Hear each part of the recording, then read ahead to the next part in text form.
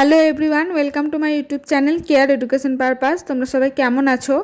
আজকে আমি তোমাদের সাথে শেয়ার করতে চলেছি ক্লাস 6-এর অর্থাৎ ষষ্ঠ শ্রেণীর তৃতীয় পর্যায়ক্রমিক মূল্যায়নের জন্য বাংলা সাজেশান। তো বাংলা তোমাদের কী ধরনের প্রশ্নপত্র খুবই গুরুত্বপূর্ণ সেটাই আমি তোমাদের সাথে শেয়ার করব। তো চলো ভিডিওটা শুরু করা যাক। প্রথমেই দেখো ক্লাস 6 তৃতীয় পর্যায়ক্রমিক মূল্যায়ন বাংলার সাজেশান। তো প্রথম প্রশ্ন দেখো, কেন গো মাতর মলিন বেশ? মা বলতে কবি কাকে বুঝিয়েছেন? তাকে মা বলা হয়েছে কেন? মায়ের বেশ মলিন ও কেশ রুক্ষ কেন? যুদ্ধ করিল প্রতাপাদিত্য। প্রতাপাদিত্য কে ছিলেন? তিনি কাদের সঙ্গে যুদ্ধ করেছিলেন? যতীন দাসের পিতার নাম কি ছিল? যতীন দাসের ছদ্মনাম কি ছিল? লাহোর ষড়যন্ত্র মামলায় আসামিদের কোন জেলে বদলি করা হয়? অনশন করার আগে যতীন তার সহযোদ্ধাদের কি অঙ্গীকার করান? তিনি অনশন ভঙ্গ করবেন না কেন? জেলে অনশনের সময় যতীন জ্ঞান হারিয়ে ফেলেন কেন? কবি কাজী নজরুল ইসলামের কোন কবিতা প্রকাশিত হওয়ার সঙ্গে সঙ্গেই সমগ্র বাংলায় আলোড়ন সৃষ্টি হয়েছিল? মোরা দুই সহোদর ভাই। কবিতায় সহোদর কারা? বাইরে শুধু রঙের তফাৎ, ভিতরে ভেদ নাই। রঙের তফাৎ বলতে কবি কি বুঝিয়েছেন?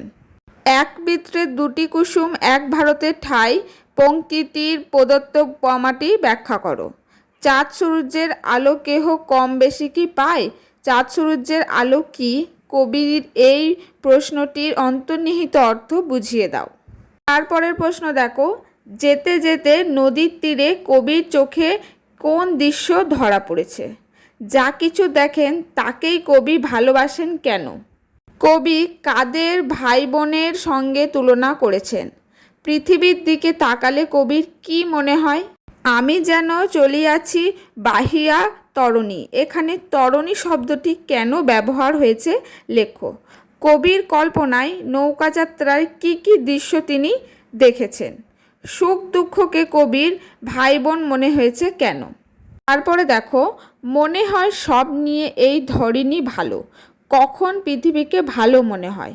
প্রফুল্ল রচনা সুধীরবাবুর কেন পছন্দ হয়নি? সুধীরবাবুর কপালে ভাঁজ কিসের চিহ্ন? ছেলেটা চর্চা রাখলে বড় হয়ে নির্ঘাত সাহিত্যিক হবে। ছেলেটির সম্পর্কে এ কথা বলার কারণ কি? তারপরে দেখো, বেমালুম ঠকালো আমারে। হাবুল কি সত্যিই মাস্টারমশাইকে ঠকিয়েছে? এটাই সুধীরবাবুর মেথড। সুধীরবাবুর মেথডটি কি? তার এমন মেথড অবলম্বন করার যুক্তিটি কি? তারপরে দেখো, সুধীরবাবুর একটি মুদ্রাদোষ। কি সেই মুদ্রাদোষ? কখনই বা এর বহিঃপ্রকাশ ঘটেছিল? তার কাছে রহস্য পরিষ্কার হয়ে গেল। কোন রহস্যের কথা বলা হয়েছে? কিভাবে তার জ্বর ছাড়ল? কিশোরের মন লাগে না কিসে? কোন পারাপারকে অন্তরপার বলা হয়েছে? তো দেখো, এই 30টি কোশ্চেন আমি তোমাদের সাথে শেয়ার করলাম।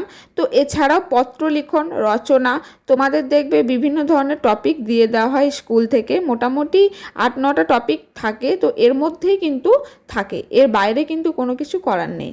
আর পত্রর ক্ষেত্রে কি পারিবারিক আর অফিসিয়ালি যে কোনো যেটা করতে হবে তোমাদের বিভিন্ন স্কুল থেকে কিন্তু বলে দেওয়া হবে যে এই 3টে করতে হবে, 4টি করতে হবে, করলেই তোমরা কিন্তু কমন পেয়ে যাবে। এই ধরনের প্রশ্নগুলো তোমরা খুব রেডি করে রাখো তৃতীয় পর্যায়ক্রমিকের জন্য। যদি কোনো অসুবিধা থাকে আমাকে কমেন্টে জানিও। আজকের ভিডিওটি এই পর্যন্তই। যদি ভিডিও ভালো লাগে একটি লাইক করে দিও। চ্যানেলে নতুন হয়ে থাকলে সাবস্ক্রাইব করে পাশে থেকো।